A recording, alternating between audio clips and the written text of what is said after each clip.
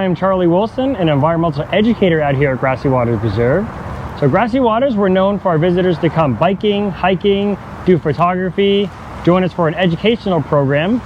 But did you know, Grassy Waters Preserve, we also do restoration projects. So we have staff and volunteer plant native plants throughout the preserve and also throughout the city of West Palm Beach.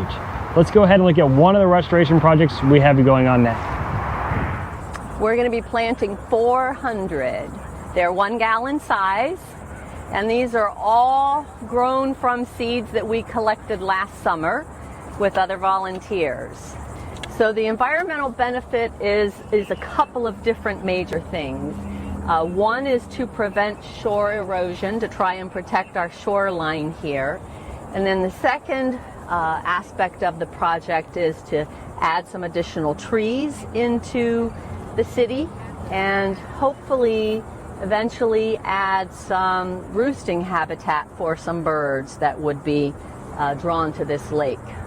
And because we're dealing with 1 gallon pots, we're not having to dig huge holes, but our volunteers are still going to be working and doing a wonderful service for our community on this project. So we can't thank our volunteers enough, all of them that have been involved in every aspect of this project for the last year. They do a great job for the city. A beautiful pond apple. This one is pretty large. So this is an apple that in our natural areas like Grassy Waters and other areas throughout the county, this pond apple fruit is extremely important to the wildlife. And just about any animal you can think of would eat this apple for its nourishment. That could be raccoons, otters, the bobcat, even alligators could eat this fruit. Humans could also eat this fruit, and they would have in our early days of settling into the area. But by our standards today and the snacks that we eat, it's not very good. It's a little more pasty.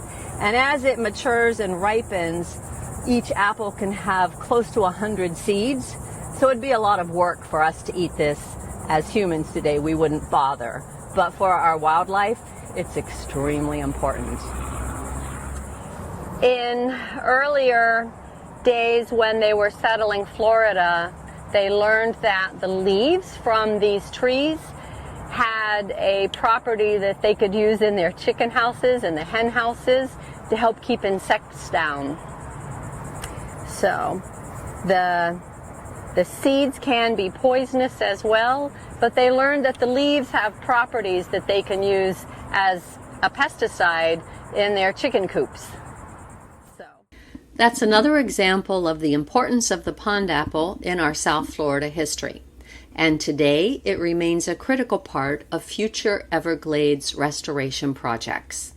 This project supports the city's commitment of good environmental management and stewardship while teaching residents about native plants and also involving volunteers who will further spread the message.